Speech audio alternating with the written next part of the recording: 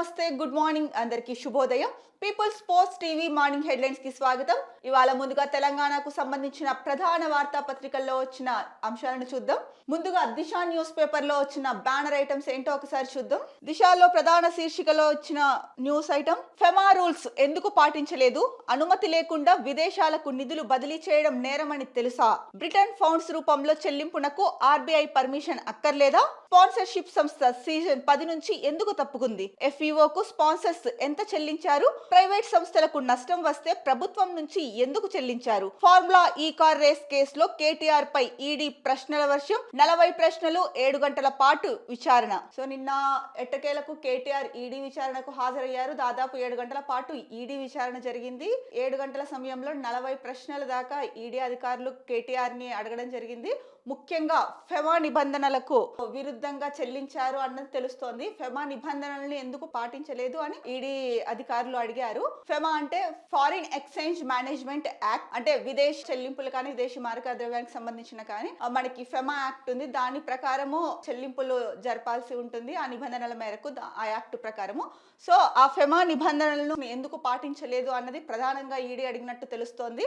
అలాగే బ్రిటన్ ఫౌండ్స్ రూపంలో చెల్లింపునకు ఆర్బీఐ పర్మిషన్ అక్కర్లేదా అంటే ఇలాంటివన్నీ కూడా ఫెమా నిబంధనలు పాటించట్లేదు, ఆర్బీఐ పర్మిషన్ పాటించలేదు, అనుమతి లేకుండా విదేశాలకు నిధులను బదిలీ చేశారు, అది నేరమని కూడా మీకు తెలీదా అని చెప్పేసి కేటీఆర్ని ఈడీ అధికారులు ప్రశ్నించారు ప్రధానంగా.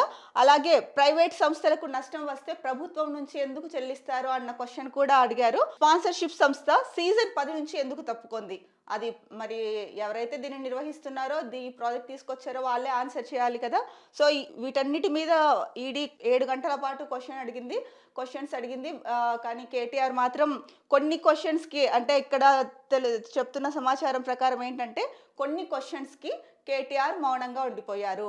అంటే అధికారుల మీద నెట్టేసే నెపం అయితే చేశారు అన్నది తెలుస్తోంది వార్తల్లో. అంటే ఈడీ చెల్లింపులు చేయమన్నాము, అది చూసుకోవాల్సినది అధికారులే అన్నది కేటీఆర్ అని చెప్పారని చెప్పేసి అన్నారు. బట్ వీళ్ళు ఆదేశాలు ఇవ్వకుండా అధికారులు బదిలీ చేయరు కదండి. ఎందుకంటే కనుక అధికారులు రూల్స్ ప్రకారం, ఇప్పుడు ఏదైతే ఫెమా నిబంధనల్ని తుంగలో తొక్కేసి కేటీఆర్ చేశారో, అలాగే ఆర్బీఐ గైడ్ లైన్స్ కూడా పాటించుకోకుండా పర్మిషన్స్ ఇచ్చేశారో, ఇవన్నీ అధికారులు మంత్రి దృష్టికి తీసుకెళ్తారు. అప్పట్లో మంత్రి ఎవరు, తినే కదా కేటీఆర్, ఆయన దృష్టికి తీసుకెళ్తారు. దృష్టికి తీసుకెళ్ళినప్పుడు దాని ప్రకారం నడుచుకోవాలి. అంతేకాని అధికారుల పైన ఒత్తిడి తీసుకొచ్చేసి ఇప్పుడు నేను చెప్పాను అది చూసుకోవాల్సింది అధికారులే అనేసి వాళ్ళ మీద నెట్టేస్తే వాళ్ళు ఏం చేస్తారు, అప్పుడేమో వాళ్ళ మీద తీవ్రమైన మానసిక ఒత్తిడి తీసుకొచ్చారు. చెప్పినా వినకోకుండా లేదు చేయాల్సిందే అవ్వాల్సిందే. మనకి ఫస్ట్ ఏసీబీ విచారణలో అరవింద్ కుమార్ గారిని విచారించినప్పుడే ఆయన చెప్పారు, అంటే కేటీఆర్ ఎంత ధీమాగా ఉన్నాడంటే తర్వాత వచ్చేది కూడా అధికారంలోకి మనమే, ఏం కాదు కానీ చేసేయి అనేసి తన కన్నుసన్నులోనే అంతా జరిగింది. సో ఇప్పుడేమో తన దగ్గరికి వచ్చేసరికి అధికారుల మీదకి నెట్టేస్తున్నారు. ఇది ఎంతవరకు న్యాయం అంటారు కేటీఆర్ గారు? మీరు చేసింది చాలా పెద్ద తప్పు. ఆ తప్పు వల్లే కదా ఇప్పుడు మీరు ఏసీబీ మీ పైన కేసు నమోదైంది, ఏసీబీ విచారణ జరిగింది, నిన్న ఈడీ విచారణ జరిగింది.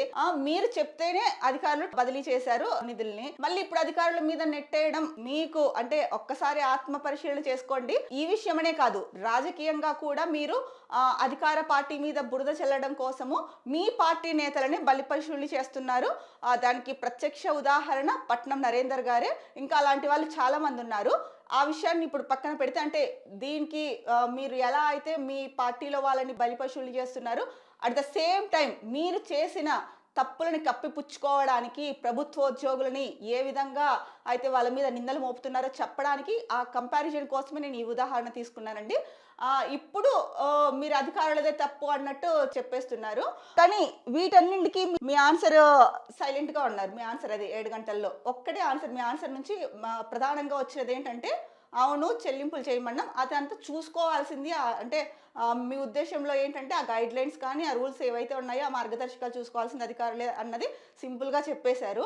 కానీ అధికారులు మీ దృష్టికి తీసుకొచ్చినప్పుడు మీరెందుకు పర్మిషన్ ఇచ్చారు? మీరెందుకు వాళ్ళపైన ఒత్తిడి తీసుకొచ్చారు? మీరు చెప్పండి, అధికారులు అయితే చెయ్యరు కదా. వాళ్ళ మీద ఎంత తీవ్ర ఒత్తిడి తీసుకొచ్చి ఆ నిధులు వాళ్ళు బదిలీ చేయడానికి ఒప్పుకొని ఉంటారు. మీరు ఎందుకు మళ్ళీ ఇక్కడ కూడా ఉద్యోగుల్ని బలి చేస్తున్నారు?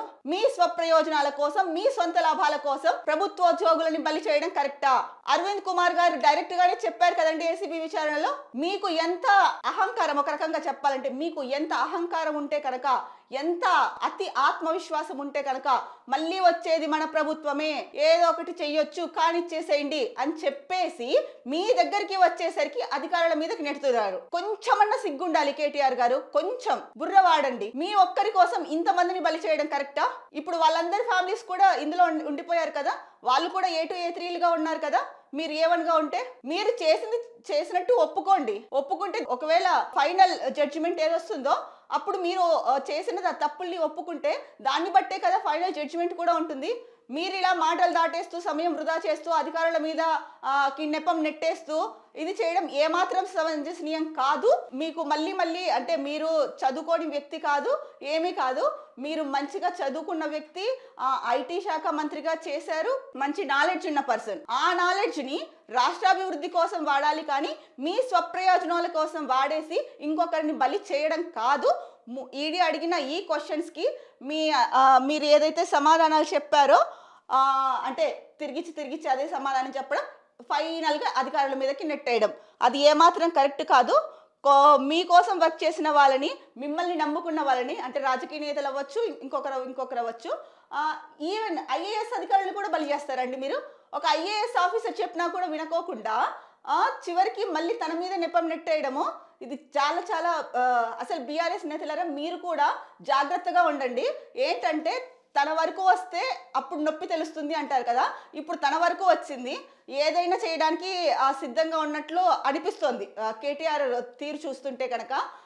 మీరంతా జాగ్రత్తగా ఉండండి, ఎందుకైనా మంచిది. కేటీఆర్ గారు ఇప్పుడు ఈ కేసులో ఏవి అంటే రూల్స్ ప్రకారం పాటించాల్సిన నిబంధనలు ఏవి పాటించుకోకుండా నిధులు చేతులు మారాయి.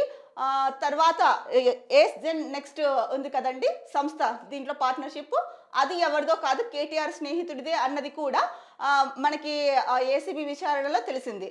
సో అలాంటప్పుడు ఈయన స్నేహితుడికి కంపెనీ దీంట్లో ఒక వన్ ఆఫ్ ది పార్ట్నర్, అది ఎందుకు తప్పుకుందో తెలియదు. దాని గురించి కూడా ఏం చెప్పలేదు కేటీఆర్ అప్పట్లో. ఇప్పుడేమో ఇన్ని క్వశ్చన్స్ అడుగుతుంటే కనుక రూల్స్ ఏవైతే ముఖ్యంగా పాటించాలో ఇలాంటి ఒప్పందాల్లో వాటన్నిటిని తుంగలో తొక్కేసి అధికారుల మీద నెట్టేసి, నేనే తప్పు చేయలేదు, నేను కరెక్ట్గానే ఉన్నాను, అవును నేనే చెప్పాను, కానీ అధికారులే చూసుకోవాలి, ఇది కాదు నంగనాచి మాటలు మాట్లాడడము, అబద్ధాలు మాట్లాడడము పక్కన పెట్టేసి మీరు బుద్ధిగా మీరు చేసిన తప్పుని ఒప్పుకోండి. అధికారుల పైన మీరు మానసిక ఒత్తిడి పెట్టకపోతే వాళ్ళు ఎందుకు అలా చేస్తారు? చెప్పారు కదా డైరెక్ట్గా అరవింద్ కుమార్ గారు, అలాగే బిఎల్ఎన్ రెడ్డి చెప్పారు. ఇంకేంటండి, ఇంకా ఎందుకు బుకాయిస్తున్నారు? ఏదైనా గుర్తు పెట్టుకోండి, ఎప్పుడైనా జీవితంలో తప్పు చేస్తే తప్పు అని ఒప్పుకోండి, ఒప్పు చేస్తే ఒప్పనే చెప్పండి. అందులో మీలాంటి వాళ్ళకి అంటే రాజకీయ నాయకులు, ఒకప్పుడు మీరు మాజీ మంత్రి, మీకు మంచి పేరు ప్రతిష్టలు కూడా ఉండేవి, అది దృష్టిలో పెట్టుకొని కూడా ప్రవర్తించండి కేటీఆర్ గారు. అప్పుడే అయిపోలేదు, ఇంకా ఉంది. ఈడీ విచారణ పూర్తి అయింది, తర్వాత తదుపరి పరిణామాలు ఎలా ఉంటాయి అన్నది వేచి చూడాలి మనం. సో ఇక్కడ దీని గురించి వచ్చేసి ఈడీ విచారణ అయిన తర్వాత కేటీఆర్ మాట్లాడారు ప్రెస్తో. ఏం చెప్తున్నారు? లైట్ డిటెక్టర్ టెస్ట్కు నేను రెడీ. రేవంత్ రెడ్డి నువ్వు రెడీనా? కేసులపై బహిరంగ చర్చకు సిద్ధం, డేట్ టైం నువ్వే ఫిక్స్ అయ్యి, నేను వస్తా. ఏసీబీ ఈడీ ఒకే రకమైన ప్రశ్నలు అడిగాయి. ఈడీ విచారణ అనంతరం మాజీ మంత్రి కేటీఆర్. మళ్ళీ మనం ఈ సామెతనే ఉపయోగించాల్సి వస్తుంది, మేకపోతు గాంభీర్యం. పైకేమో గంభీరంగా కనిపిస్తూ ఇలాంటి మాటలు మాట్లాడతారు, లోపల మాత్రం ఏం చేయాలో అర్థం కాకుండా ఒకలాంటి ఒత్తిడికి గురైపోయి లై డిటెక్టర్ టెస్ట్కి రెడీ అంట. అంటే అవి ఎట్లాగో జరగని పనులు అని చెప్పారేమో. ఓకే, మీరు ఇలాగే కేటీఆర్ గారు అబద్ధాలు చెప్తూ వెళ్తూ ఉంటే కనుక చేస్తారేమో, అది కూడా తెలియదు. అయినా మిమ్మల్ని విచారిస్తున్నారు, మీరు ఈ కేసులో ఉన్నది. ఇప్పుడు మీరు దీంట్లోకి అంటే మీ గురించి మీరు మాట్లాడుకోకుండా అప్పుడు ప్రభుత్వం మీది, ఇది ఏదైతే ఒప్పందం జరిగిందో ఫార్ములా ఈ కార్ రేస్, అప్పుడు ప్రభుత్వం మీది, మీరే ఒప్పందం కుదుర్చుకున్నారు. నిధులు బదిలీ చేయడం అయితేనేమి, ఎవరైతే పార్ట్నర్స్ ఉన్నారో అదంతా ఈ మొత్తం హోల్ ఆల్ ఓవర్గా చూసుకుంటే కనుక చేసిందంతా మీరు. చేసిందంతా చేసి ఇప్పుడేంటి, అధికార పార్టీ సీఎంని నేను లైట్ డిటెక్టర్కి రెడీ, మీరు రెడీనా అని అంటే పక్కదోవ పట్టించడానికే కదా. మీది మీరు చెప్పండి ఫస్ట్, తర్వాత ప్రభుత్వాన్ని ప్రశ్నించండి. దీంట్లో కాదు నేను రెడీ, మీరు నేరారోపణలు మీ మీద ఉన్నాయి, ఇంకా అది నేరారోపణలు మాత్రమే ఉన్నాయి, దానిపైన విచారణ జరుగుతోంది. మీరెందుకండి అన్నిటికీ రేవంత్ రెడ్డి మీద పడి ఏడుస్తూ ఉంటారు? అంటే మీరు రెడీనా, నేను రెడీ, ఇలాంటి వాటిలో కాదు మీరు అనాల్సింది. ప్రజల సమస్యలు ఏవైతే తీరలేదో, ప్రజలకు హామీలు ఇచ్చి ఏవైతే నెరవేర్చలేదో ప్రభుత్వం, దానికి మీరు ఛాలెంజ్ చేయండి. మీరు ఇది చెప్పారు, ఈ టైంలో అమలు చేస్తామని చేయలేదు, మీరు రెడీనా, చర్చకు సిద్ధమేనా? ఇలాంటి విషయాల్లో పోటీ పెట్టుకోవాలి, ఛాలెంజ్ చేసుకోవాలి. కానీ మీరు నేరారోపణలు మోస్తూ ఇంకొకరిని నేను లైట్ డిటెక్టర్ రెడీ, మీరు రెడీనా, ఏంది చిన్న పిల్లాడిలాగా మాట్లాడుతున్నారు. మీరు మంచి పరిపక్వత చెందిన వ్యక్తే కదా, అందుకే కదా గతంలో ఐటీ శాఖ మంత్రిగా చేశారు, చాలా దేశాలు తిరిగారు, విదేశాలకు వెళ్ళారు, అంతర్జాతీయంగా కూడా మీ గురించి తెలుసు. నేషనల్ మీడియాలో కూడా మీ మీద అప్పుడప్పుడు వార్తా కథనాలు వస్తూ ఉంటాయి. అలాంటి పొజిషన్లో ఉండి ఇప్పుడు ఇంత దిగజారిపోయారు. అసలు మీరు ఒక్కసారి కూర్చొని మెడిటేషన్ చేసుకుంటూ ఒక్కసారి కూర్చొని ఆత్మపరిశీలన చేసుకోండి. నేను ఎలా ఉండేవాడిని, ఎలా అయిపోయా, కేవలం డబ్బు కోసమేనా నేను ఇలా చేసింది, ఇంత దిగజారింది? సంపాదించుకొని ఉంటారు కదా ఇప్పటి వరకు, సరిపోదా అది? ఇలాంటివి ఏమన్నా ఉంటే కనుక గవర్నమెంట్తో లేదా ఇంకొకరితో పోల్చుకోవడం కాదండి. ప్రజా సమస్యల పైన మీరు గలం విప్పండి. గలం విప్పి దాన్ని సీఎం గారు కానీ లేకపోతే ప్రభుత్వం అధికారులు ఎవరైతే ఉన్నారో, ప్రభుత్వంలో ఎవరైతే మంత్రివర్గం ఉందో వాళ్ళతో మాట్లాడండి, దానికి ఛాలెంజ్ చేసిరండి. అంతేగాని నేరారోపణలు, మీరు నేరం చేసి మీ పైన నేరారోపణలు ఉంటే దాన్ని నేను లైట్ డిటెక్టర్కి సిద్ధం, మీరు రెడీనా, ఏంది అంటే కేసుని పక్కదో పట్టించాలి. ప్లస్ ప్రజల్లో మీ మీద నెగిటివిటీ పెరుగుతోంది, ఆ నెగిటివిటీని తప్పుదో పట్టించడానికి, ప్రజల మనసుల్లో మీ మీద ఉన్న ఆ నెగిటివిటీని ఏదైతే పక్కకు పంపించి అయ్యో కేటీఆర్ అమాయకుడా అవునా అని అంటే, ఈ టాపిక్ ఏదైతే నేను ఈడీ విచారణలో వాళ్ళు అడిగిన క్వశ్చన్స్ ఏవైతే ఉన్నాయో, మీరు నిబంధనల్ని తుంగలో తొక్కేసి చేశారో దాన్ని డైవర్ట్ చేయడం కోసం ఇప్పుడు ఇలా మాట్లాడుతున్నారు. అంటే దాన్ని వదిలేసి దీని గురించి ఆలోచిస్తారేమో అని. అలా ఏమనుకోకండి, మీరే తెలివైన వారు అనుకోవడం చాలా తప్పు. ప్రజలు మీకన్నా తెలివైన వాళ్ళు, అందుకనే కదా మిమ్మల్ని రెస్ట్ తీసుకోమని ఇంట్లో కూర్చోబెట్టారు. ఇప్పుడు కూడా మీరు మళ్ళీ అలాగే ప్రజల్ని మోసం చేయడానికి ప్రయత్నం చేస్తే ఎట్లా? అది కాదు కదా, అది కరెక్ట్ కాదు. ఏమన్నా ఉంటే ప్రజా సమస్యల పైన, రాష్ట్ర అభివృద్ధి పైన ప్రభుత్వానికి సలహాలు సూచనలు ఇవ్వండి.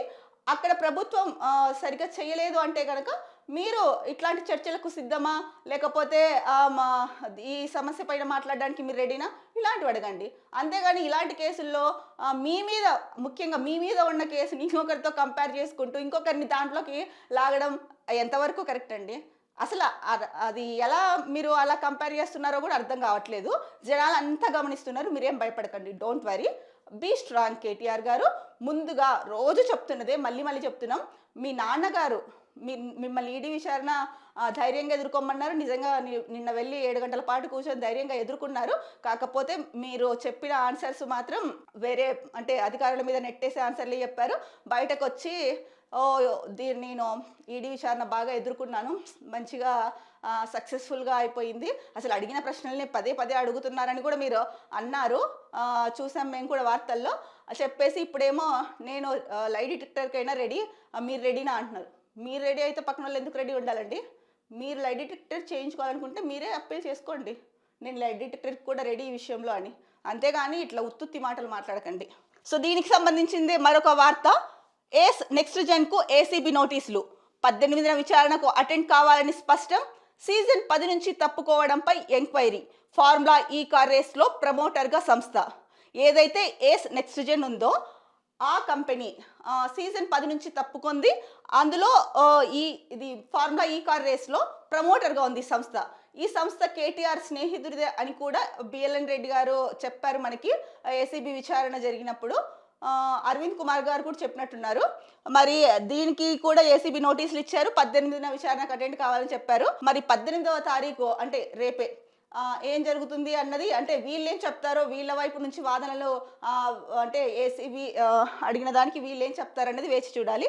ఇక మరో ముఖ్యమైన వార్త చూసుకుంటే కనుక కేబినెట్ విస్తరణకు గ్రీన్ సిగ్నల్. సీఎం రేవంత్ కు క్లారిటీ ఇచ్చిన కాంగ్రెస్ హైకమాండ్. ముఖ్యమంత్రి విదేశీ పర్యటన తర్వాత ముహూర్తం. 2 లేదా 3కి మంత్రివర్గంలో చోటు.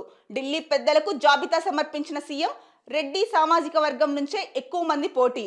ఇప్పుడు కుదరకపోతే స్థానికం తర్వాతే అనే అభిప్రాయం. సో ఎట్టకేలకు మనం నిన్న మాట్లాడుకున్నామండి.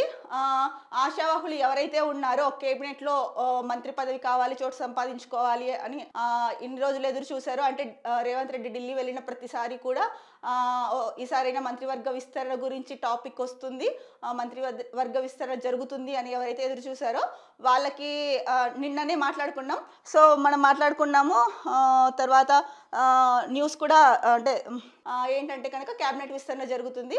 ఇప్పుడు దావోస్ పర్యటన ఉంది కదా, సీఎం గారు దావోస్ పర్యటనకి వెళ్ళొచ్చిన తర్వాత అయినా ఉండొచ్చు, లేదంటే కనుక స్థానిక ఎన్నికలు ఉన్నాయి కదా, స్థానిక ఎన్నికలు అయిన తర్వాత అయినా సరే మంత్రివర్గ విస్తరణ ఉంటుందని చెప్పేసి చెప్పారు. అలాగే ఎవరికి చోటు కల్పించాలి అన్న జాబితాని సీఎం ఢిల్లీ పెద్దలకి ఇవ్వడం జరిగింది. అయితే 2 లేదా 3 మంత్రులకి మంత్రివర్గంలో చోటు దక్కుతుంది అన్నది 2 లేదా 3 మంత్రులకి మంత్రివర్గంలో చోటు లభిస్తుంది అనేసి అనుకుంటున్నారు. మరి మంత్రివర్గ విస్తరణ జరిగినప్పుడు మాత్రం మనకి పూర్తిగా తెలుస్తుంది. 2కా 3కా ఎంతమందికి చోటు కల్పిస్తున్నారు, ఉన్న వాళ్ళని ఉంచుతున్నారా, కంటిన్యూ చేస్తున్నారా పర్ఫార్మెన్స్ వైజ్, లేకపోతే వాళ్ళకి అంటే పార్టీ కోసం చాలా మంది కష్టపడే పనిచేశారు. పార్టీ అధికారంలోకి రావడానికి చాలామంది సీనియర్ నేతలు కూడా ఉన్నారు. మరి వీళ్ళని అలాగే ఉంచి వాళ్ళని కూడా తీసుకుంటారా, లేకపోతే వీళ్ళలో పర్ఫార్మెన్స్ వైజ్ ఒకరిద్దరిని తీసేసి అంటే కొద్ది రోజులు ఉంచేసి మిగతా వాళ్ళకి చోటు కల్పిస్తారా అన్నది వేచి చూడాలి మనం. ఇంకొక న్యూస్ చూసుకుంటే కనుక ప్రధాన బ్యానర్ ఐటమ్ మోడీ కేజ్రీవాల్ ఇద్దరు ఒక్కటే. వీళ్ళు ఢిల్లీకి చేసిందేమీ లేదు, ఇద్దరూ కలిసి రాజకీయ కాలుష్యాన్ని పెంచి పోషించారు. తెలంగాణలో లిక్కర్ స్కామ్ పార్ట్నర్ను ఓడించాం, ఢిల్లీలో అసెల్ పార్ట్నర్ను సైతం ఓడిస్తాం. దేశంలో అతిపెద్ద సమస్యగా నిరుద్యోగం. ప్రతి ఏటా 2 కోట్ల ఉద్యోగాలు ఇస్తామన్న ప్రధాని 10 ఏళ్లలో 7 లక్షల జాబ్ ఇచ్చామనడం దారుణం. కాంగ్రెస్ హయాంలోనే దేశ రాజధాని అభివృద్ధి. తెలంగాణలో ఇచ్చిన హామీలు అమలు చేస్తున్నాం, ఇక్కడ సైతం చేసి చూపిస్తాం. ఢిల్లీ పీసీసీ ఆఫీస్లో సీఎం రేవంత్ రెడ్డి. ఇక్కడ మనకు ఫోటో కూడా ఇచ్చారండి. కేంద్ర మంత్రితో సమావేశమైన సీఎం రేవంత్ రెడ్డి మంత్రులు అని చెప్పేసి. సో ఏదైతే ఉందో అంటే ఇప్పుడు ఢిల్లీలో ఎలక్షన్స్ ఉన్నాయి ఫిబ్రవరిలో, దానికి సంబంధించి ఢిల్లీ పర్యటనలో ఉన్న రేవంత్ రెడ్డి గారు మాట్లాడారు. మోడీ కేజ్రీవాల్ ఇద్దరు ఒకటే, వాళ్ళేం వేరు కాదు, అంటే పర్సన్స్ వేరు బట్ వాళ్ళ ఆలోచన తీరులు ఒకటే అన్నది రేవంత్ రెడ్డి ఉద్దేశం. ఢిల్లీకి చేసింది ఏమీ లేదు, ఇద్దరు కలిసి రాజకీయ కాలుష్యాన్ని పెంచడం తప్ప ఏమీ లేదని చెప్పారు. ఇంకొకటి ప్రధానంగా చెప్పింది ఏంటంటే కనుక ఇక్కడ తెలంగాణలో లిక్కర్ స్కామ్ని ఓడించాము, ఇక్కడ కూడా అదే చేస్తాము, అంటే ఢిల్లీలో కూడా అదే చేస్తామన్నది చెప్పారు. తర్వాత 10 ఏళ్లలో 7 లక్షల జాబ్లు ఇచ్చామని ప్రధాని చెప్పడం చాలా దారుణమని అన్నారు. కాంగ్రెస్ హయాంలోనే దేశ రాజధాని ఏదైతే ఢిల్లీ ఉందో ఢిల్లీ అభివృద్ధి చెందిందని కూడా చెప్పారు. ఎందుకంటే కాంగ్రెస్ షీలా దీక్షిత్ గారు కాంగ్రెస్ 3 సార్లు ఆవిడ వరుసగా ఢిల్లీ సీఎం అయ్యారు కాంగ్రెస్ తరఫున. సో ఆ సమయంలో ఢిల్లీని అభివృద్ధి చేశారు బాగా అనడంలో ఏమాత్రం సందేహం లేదు. సో ఆ నేపథ్యంలోనే రేవంత్ రెడ్డి మాట్లాడడం జరిగింది. ఇక్కడ కూడా ఇచ్చారండి న్యూస్. షీలా దీక్షిత్ హయాంలో అద్భుతమైన అభివృద్ధి. ఢిల్లీలో ఈసారి కాంగ్రెస్ పార్టీకి అవకాశం ఇవ్వాలని రేవంత్ రెడ్డి అక్కడి ప్రజలకు విజ్ఞప్తి చేశారు. గతంలో కాంగ్రెస్ సీఎం షీలా దీక్షిత్ ఆధ్వర్యంలో ఇక్కడ అద్భుతమైన అభివృద్ధి జరిగిందని గుర్తు చేశారు. ఢిల్లీని వరుసగా 15 ఏళ్ళు ఏకదాటిగా పాలించినట్లు చెప్పారు. సో అంటే కంటిన్యూస్గా 3 టైమ్స్ షీలా దీక్షిత్ గారు ముఖ్యమంత్రిగా ఉన్నారు. తర్వాత ఆ టైంలోనే అభివృద్ధి జరిగింది బాగా అని చెప్పారు. సో ఏకదాటిగా 15 ఏళ్ళు అంటే ఢిల్లీలో వరుసగా కాంగ్రెస్ 15 ఏళ్ళు పాలించింది.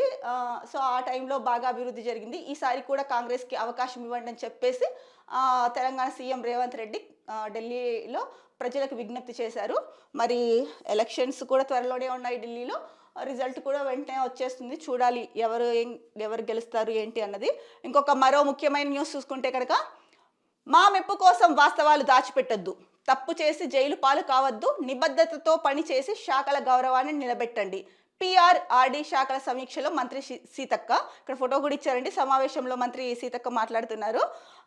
ఈ మాట అయితే వాస్తవమే. కొంతమంది ఏం చేస్తారంటే, వాళ్ళు చేస్తున్న పనులు తక్కువ ఉంటాయి, కానీ అధికారుల ముందు మంత్రుల ముందు చెప్పుకోవాలి, చూపించుకోవాలని చెప్పేసి పావులా అంత చేస్తే కనుక రూపాయి అంత చెప్పుకునే వాళ్ళు కూడా ఉన్నారు. మనం చూస్తూ ఉన్నాం అలాంటి వాళ్ళని.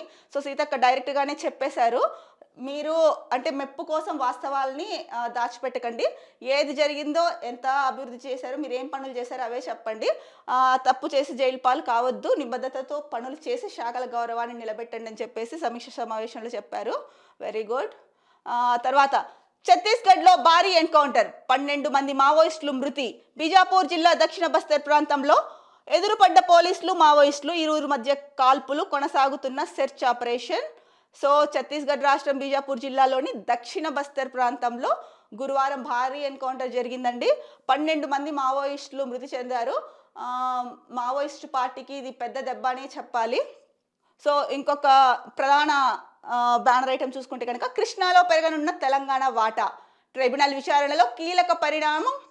సెక్షన్ 3 ప్రకారం వాదనలు వినాలని జస్టిస్ బ్రిజేష్ కుమార్ ట్రిబ్యునల్ నిర్ణయం. ఫలించిన సీఎం రేవంత్ మంత్రి ప్రయత్నాలు. వచ్చే నెల 19 నుంచి 21 వరకు వాదనలు ఉంటాయంట.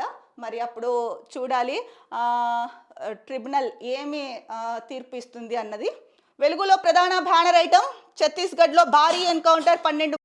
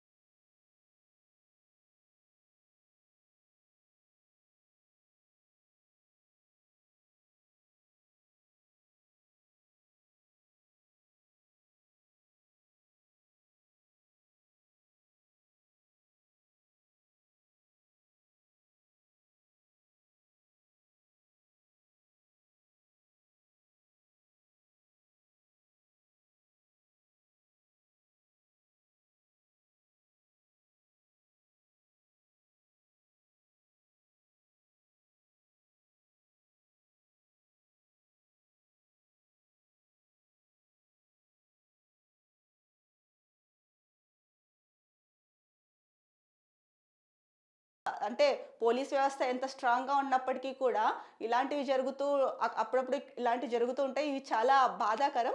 కానీ అంతిమంగా ఇలాంటి వాళ్ళని పూర్తిగా లేకుండా చెయ్యాలి అంటే ఇంకా టైం పడుతుంది. దానికి తోడు వాళ్ళు కూడా రియలైజేషన్ అవ్వాలి. వన్స్ వాళ్ళను పట్టుబడిన తర్వాత వాళ్ళకి కౌన్సిలింగ్ ఇవ్వడం కానీ, వాళ్ళల్లో మార్పు తెచ్చే వరకు కూడా వాళ్ళని రిలీజ్ చేయకుండా మానవ హక్కుల సంఘానికి విజ్ఞప్తి చేసో, లేకపోతే ఎవరైతే ఉంటారో సంబంధిత అధికారులు వాళ్ళకి విజ్ఞప్తి చేసో, ఇలాంటి వాళ్ళందరిలో కూడా మార్పు తీసుకొస్తే బాగుంటుంది. అప్పుడైనా ఇలాంటివి కొంత తగ్గుతాయి. సో మరో న్యూస్ ఐటమ్, అవినీతిని అడ్డుకుంటే హామీలన్నీ అమలు. కేసీఆర్ అవినీతిని నిర్మూలించి హామీలు అమలు చేస్తున్నాం, సీఎం రేవంత్. లిక్కర్ స్కామ్ అసలు పార్ట్నర్ను ఓడిస్తే ఢిల్లీలోనూ మంచి రోజులు వస్తాయి. సో ఈ న్యూస్ కూడా మనం ఇందాక దిశ న్యూస్ పేపర్లో డిస్కస్ చేసుకున్నామండి. ఏదైతే ఢిల్లీలో ఎన్నికలు జరగబోతున్న నేపథ్యంలో రేవంత్ రెడ్డి మాట్లాడారో దాని గురించే ఇచ్చారు. ఇక్కడ ఫోటోలో గురువారం ఢిల్లీ అసెంబ్లీ ఎన్నికలకు కాంగ్రెస్ గ్యారంటీల పోస్టర్ రిలీజ్ చేస్తున్న సీఎం రేవంత్ రెడ్డి, మంత్రి పొంగులేటి, ఎంపీ రఘువీర్, సంపత్ కుమార్ ఢిల్లీ కాంగ్రెస్ నేతలు ఆ ఫోటో ఇచ్చారండి. సో మరి రేవంత్ రెడ్డి గారు కూడా ప్రచారం చేస్తున్నారు. ఎంతవరకు రిజల్ట్ ఎలా ఉంటుందన్నది వేచి చూడాల్సిందే మనం. ఇంకొకటి ప్రధాన బ్యానర్ ఐటమ్, మనీ లాండరింగ్ బాండ్ల చుట్టూ ఈడీ ఎంక్వైరీ. కేటీఆర్కు 52 ప్రశ్నలు, 6.5 గంటల పాటు విచారణ. సో దీనికి సంబంధించి కూడా మనం పూర్తి విశ్లేషణ చేసాము ఇందాకటి న్యూస్ పేపర్లో. కాకపోతే ఏంటంటే అక్కడ 40 ప్రశ్నలు అన్నారు ఆ న్యూస్ పేపర్లో, ఇక్కడ 52 ప్రశ్నలు అన్నారు. అక్కడ 7 గంటలు, సుమారుగా 7 గంటలు అన్నారు, ఇక్కడ 6:30 గంటలు అన్నారు. సో టైమింగ్ ఎలా ఉన్నా క్వశ్చన్స్ మాత్రం చాలా వేరియేషన్ ఉంది. సరే, ఎన్ని క్వశ్చన్స్ అడిగారు ఏంటి అన్నది వాళ్ళకే తెలియాలి, అడిగిన వాళ్ళకి, క్వశ్చన్స్ ఎవరినైతే అడిగారో అడిగించుకున్న వాళ్ళకి. బట్ ఏదేమైనా క్వశ్చన్స్ ఎన్ని అడిగారో అన్నది కాదు ఇంపార్టెంట్, అది పక్కన పెడితే కనుక క్వశ్చన్స్ అడిగిన దానికి సరైన సమాధానాలు వచ్చాయా కేటీఆర్ నుంచి లేదా అన్నదే మనం ఇక్కడ చూడాల్సినది. సో కేటీఆర్ నుంచి ఎలాంటి ఆన్సర్స్ వచ్చాయో కూడా ఇందాక డిస్కషన్లో మనం చూసుకున్నామండి. సో మరో ముఖ్యమైన న్యూస్ అండి, సైఫ్ అలీ ఖాన్కు కత్తిపోట్లు, అర్ధరాత్రి ఇంట్లోకి చొరబడి 6 చోట్ల పొడిచి పరారైన దుండగుడు. యాక్టర్ మెడ, వెన్నెముక, ఎడమ చేతికి తీవ్ర గాయాలు, ముంబైలోని లీలావతి ఆసుపత్రికి తరలింపు. సైఫ్కు ప్రాణాపాయం తప్పిందని డాక్టర్ల వెల్లడి, నిందితుడి ఫోటో విడుదల చేసిన పోలీసులు. సో నిన్న సైఫ్ అలీ ఖాన్ మీద అంటే మొన్న మిడ్ నైట్, అంటే నిన్న తెల్లవారుజామున అనమాట, దాదాపు 2 నుంచి 2:30 గంటల ప్రాంతంలో వాళ్ళ చిన్నబ్బాయి గదిలోకి ఒక దుండగుడు ఉన్నాడు అని చెప్పేసి ఆమె చిన్నబాబు వాళ్ళ కేర్ టేకర్ అరవడంతో ఆ సౌండ్స్కి సైఫ్ అలీ ఖాన్ బయటికి వచ్చాడంట. ఆ పెనుగులాటలో దుండగుడు సైఫ్ అలీ ఖాన్పై దాడి చేశాడు. దాంట్లో 6 చోట్ల కత్తి గాయాలయ్యాయి, 2 తీవ్రంగా అయ్యాయి. అందులో వెన్నెముకలో 2.5 అంగుళాల కత్తి విరిగిపోయింది అని చెప్పి కూడా నిన్న వార్తలు వచ్చాయండి. సో అసలు ముంబైలో రక్షణ ఉందా ప్రజలకి? సెలబ్రిటీల పరిస్థితే ఈ విధంగా ఉంటే మామూలు సామాన్యుల పరిస్థితి ఏంటండి? ముఖ్యంగా ముంబైలో బాంద్రా ప్రాంతంలో సెలబ్రిటీలు ఎక్కువగా ఉంటారు. మరి గత కొద్ది రోజులుగా చూసుకుంటే కనుక మాజీ మంత్రి ఎవరైతే ఉన్నారో బాబా సిద్దికీని హత్య చేశారు. చేసి బిష్నోయ్ గ్యాంగ్ వాళ్ళు చెప్పారు మేమే చేసింది అన్నట్టు కూడా. ఆ తర్వాత సల్మాన్ ఖాన్ని టార్గెట్ చేశారు. ఎందుకంటే కృష్ణజింక ఒక సినిమా షూటింగ్కి వెళ్ళినప్పుడు కృష్ణజింకని వేటాడి చంపిన కేసులో అది ఏంటంటే సల్మాన్ ఖాన్ పైన, ఆ సల్మాన్ ఖాన్తో పాటు ఎవరెవరైతే ఉన్నారో ఇంకా సినీతారులు వాళ్ళపైన కూడా కేసు నమోదైంది. అయితే మిగతా వాళ్ళ అది తప్పులేదని చెప్పేసి ఎవరైతే ప్రధాన నిందితులు ఉన్నారో అప్పట్లో సల్మాన్ ఖాన్కి కోర్టులో ప్రధాన నిందితుడు ఎవరైతే ఉన్నారో సల్మాన్ ఖాన్ కృష్ణజింక వేటాడిన కేసులో, చంపిన కేసులో తనకి శిక్ష కూడా పడింది. అయితే తను బెయిల్ మీద బయట ఉన్నారు. సో ఏంటంటే వీళ్ళు లారెన్స్ బిష్నోయ్ గ్యాంగ్ వాళ్ళు కృష్ణజింకని ప్రధాన మనము ఇప్పుడు దేవుణ్ణి ఎలా పూజిస్తామో వాళ్ళు కూడా కృష్ణజింకని అలా ముఖ్యంగా వాళ్ళు భావిస్తారు. ఈ నేపథ్యంలోనే కృష్ణజింకని వేటాడాడు. అందుకని సల్మాన్ ఖాన్ ఓపెన్గా క్షమాపణలు చెప్తే వదిలేసే ప్రసక్తి ఉంటుందేమో, కానీ ఆయన కనుక ఏమీ స్పందించకపోతే ఆయన్ని కూడా ఇదే గతి పడుతుంది, అంటే బాబా సిద్దికీకి చంపేశారు కదా ఇదే గతి పడుతుంది అన్నట్టు అప్పట్లో మాట్లాడారు.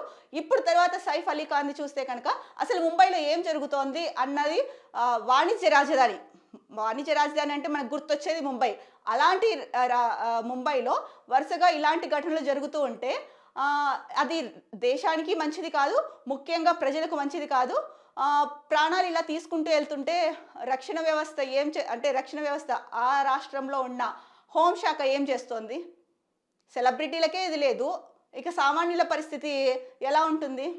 కొత్త ప్రభుత్వం ఫామ్ అయింది, మరి ఎలాంటి చర్యలు తీసుకుంటారో చూడాలి. ఇప్పటికైనా లా అండ్ ఆర్డర్ని స్ట్రిక్ట్గా అక్కడ మెయింటైన్ చేస్తారా లేదా అన్నది చూడాలి. ముంబై అన్నది చాలా చిన్న ప్రాంతం కాదండి, చాలా పెద్ద సిటీ. అందులో బాలీవుడ్ అంతా అక్కడే ఉంటుంది. వాణిజ్య రాజధాని కూడా అదే అని చెప్పుకున్నాం మనము. ఎంతోమంది, వేలాది మంది, లక్షల్లో కూడా వచ్చి వెళ్తూ ఉంటారు. సో లా అండ్ ఆర్డర్ని అక్కడ చాలా స్ట్రిక్ట్గా ఇంప్లిమెంట్ చేయాల్సిన అవసరం ఎంతైనా ఉంది. మరి కొత్తగా ఫామ్ అయిన గవర్నమెంట్ ఏం చేస్తుందో వేచి చూడాలి. దేవుడి దయ వల్ల సైఫ్ అలీ ఖాన్ అయితే కనుక ప్రాణాపాయం నుంచి, తొలుత వాటాలపైనే తర్వాతే ప్రాజెక్టుల వారీ కేటాయింపులపై వాదనలు వింటాం. కృష్ణా జలాల వివాదంపై బ్రిజేష్ కుమార్ ట్రిబ్యునల్ కీలక నిర్ణయం. ఫిబ్రవరి 19 నుంచి వాదనలు. మనం ఈ న్యూస్ని డిస్కస్ చేసుకున్నామండి ఇందాకనే.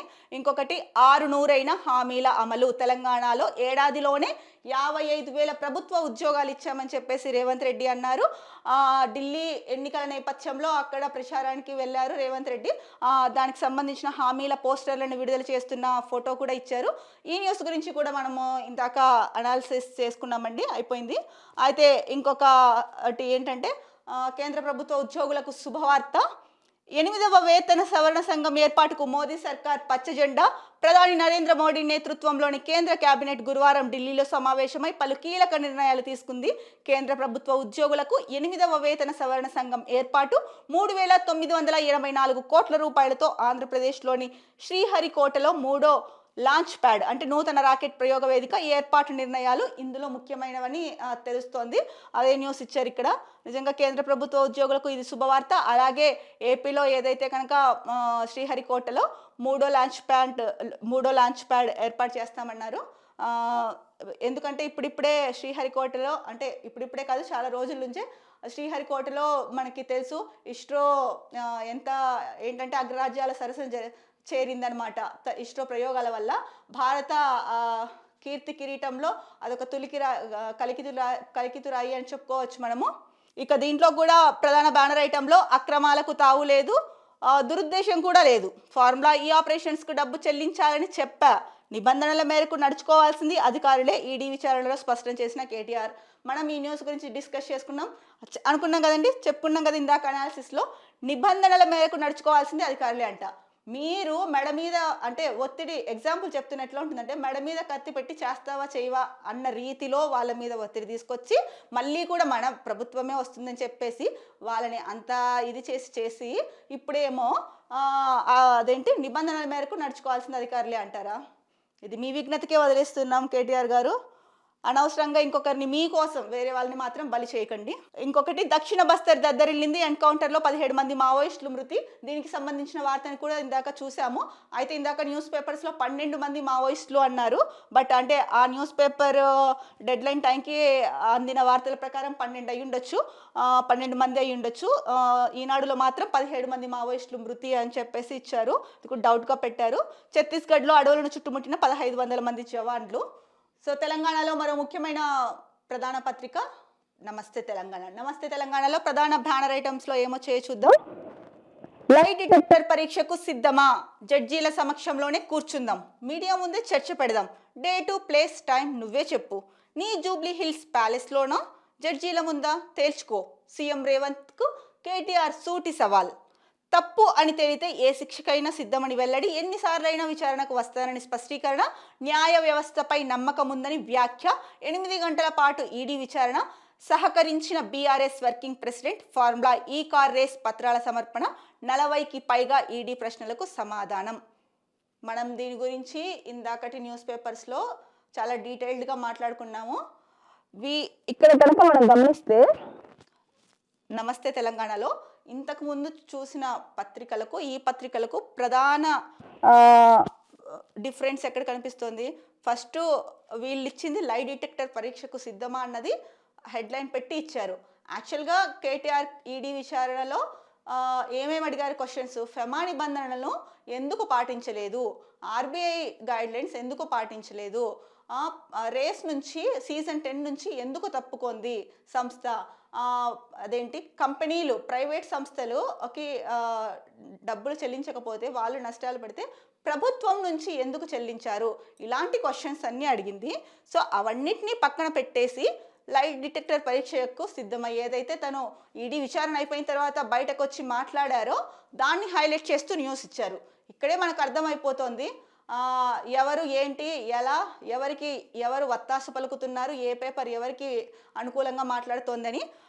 అది కాదండి, మరి మీరే చెప్తున్నారు సహకరించిన బీఆర్ఎస్ వర్కింగ్ ప్రెసిడెంట్ అని. మరి సహకరించినప్పుడు ఆ క్వశ్చన్స్ కూడా ఇవన్నీ ఇవ్వచ్చు కదా ఇక్కడ ఏమేమి అని. అలా కాకుండా ఏదైతే కేసీఆర్కి ఫేవర్గా ఉంటుందో దాన్ని మాత్రమే ఎందుకు ఇవ్వాలి? అలా కాదు కదా. ఈడీ విచారణ సహకరించారని మీరే చెప్పారు, మంచి పాయింటే. ఏమేమి క్వశ్చన్స్ అడిగారో దానికి ఏం ఆన్సర్ ఇచ్చారో అది కూడా ఇవ్వండి. ఈ లై డిటెక్టర్ పరీక్షకు సిద్ధమా అని రేవంత్ రెడ్డికి ఛాలెంజ్ చేశారు, అది కూడా ఇవ్వండి కాదనట్లా. బట్ ఈడీ విచారణలో ఏదైతే జరిగిందో అది ముఖ్యమైన వార్త, అది ఫస్ట్ ప్రయారిటీ. అది ఇచ్చిన తర్వాత మీరు ఏదైనా ఇచ్చుకోండి. కానీ మనకి తెలిసిందేలే ఇంకా నమస్తే తెలంగాణ ఏంటి ఎవరిది అన్నది. దీని గురించి ఇంకా ఇంతకన్నా ఎక్కువ డిస్కషన్ కూడా వద్దు, ఎందుకంటే ఆల్రెడీ మనం దీని గురించి డీటెయిల్డ్ డిస్కషన్ చేసుకున్నాం కాబట్టి. అలాగే లై డిటెక్టర్ పరీక్ష గురించి కూడా మాట్లాడుకున్నాము. సో ఇక్కడ ఫోటోలు చూస్తే ఎన్ఫోర్స్మెంట్ డైరెక్టరేట్ ఈడీ విచారణకు హాజరైన అనంతరం సంస్థ కార్యాలయం వద్ద పార్టీ శ్రేణులకు బీఆర్ఎస్ వర్కింగ్ ప్రెసిడెంట్ కె తారక రామారావు కె తారక రామారావు వివాదం ఓకే చేయండి. ఇంకొక ప్రధాన న్యూస్ చూసుకుంటే కనుక ఫిరాయింపుదారులపై అనర్హతకు ఆదేశించండి. ఆ శాసనసభ్యులపై చర్చలకు స్పీకర్ నిరాసక్తత. ఫిర్యాదు చేసి 9 నెలలవుతున్న స్పందన కరువు. హైకోర్టు చెప్పి 6 నెలలైనా నోటీసులే ఇవ్వలేదు. సుప్రీంకోర్టును ఆశ్రయించిన బీఆర్ఎస్ పార్టీ. ఎవరైతే కారు గుర్తుపై గెలిచి కాంగ్రెస్ పార్టీలోకి వెళ్లారో ఆ ఎమ్మెల్యేలపై చర్యలు తీసుకోమని చెప్పేసి స్పీకర్కు బీఆర్ఎస్ పార్టీ నేతలు చెప్పారు. కానీ స్పీకర్ స్పందించడం లేదు. 9 నెలలు అవుతున్నా ఆ ఫిర్యాదు మీద ఏమీ స్పందన ఇవ్వలేదు అని చెప్పేసి చెప్పారు. అలాగే హైకోర్టు చెప్పి కూడా 6 నెలలైంది. అయినా ఇప్పటి వరకు వాళ్ళకి ఎవరైతే కారు గుర్తు పైన గెలిచి వెళ్ళారో వాళ్ళకి నోటీసులు ఏమి ఇవ్వలేదు. అందుకనేసి సుప్రీంకోర్టుని ఆశ్రయించింది బీఆర్ఎస్ పార్టీ. మరి సుప్రీంకోర్టు ఏం చెప్తుంది అన్నది చూడాలి. నిన్న సుప్రీంకోర్టులో స్పెషల్ లీవ్ పిటిషన్ను దాఖలు చేసింది బీఆర్ఎస్ పార్టీ. గతంలో కేశవ్ మేఘా చంద్ర కేసులో సుప్రీంకోర్టు ఇచ్చిన తీర్పును ఈ సందర్భంగా తన పిటిషన్లో బీఆర్ఎస్ ఉదహరించింది. ఈ కేసు తీర్పు సందర్భంగా ఇలాంటి కేసుల్లో స్పీకర్ 3 నెలల్లోగా అనర్హత పిటిషన్పై నిర్ణయం తీసుకోవాల్సి ఉంటుందని సుప్రీంకోర్టు పేర్కొందని, ఈ తీర్పునకు అనుగుణంగా తెలంగాణ స్పీకర్ నిర్ణయం తీసుకోవడం లేదని బీఆర్ఎస్ పేర్కొంది. ఫిరాయింపుల అంశంపై 4 వారాల్లోగా స్పీకర్ నిర్ణయం తీసుకునేలా చొరవ చూపాలని సుప్రీంకోర్టును బీఆర్ఎస్ కోరింది. మరి సుప్రీంకోర్టు ఏం చెప్తుంది అన్నది వేచి చూడాలి. సో ఇది ఇవాల్టి తెలంగాణ న్యూస్ పేపర్స్ కి సంబంధించిన ప్రధాన వార్తాపత్రికల్లో వచ్చిన న్యూస్ ఐటమ్స్. తిరిగి మరో న్యూస్ అనాలిసిస్ లో మళ్ళీ కలుద్దాం. అంతవరకు సెలవు. నమస్కారం. Be happy, stay strong, stay healthy.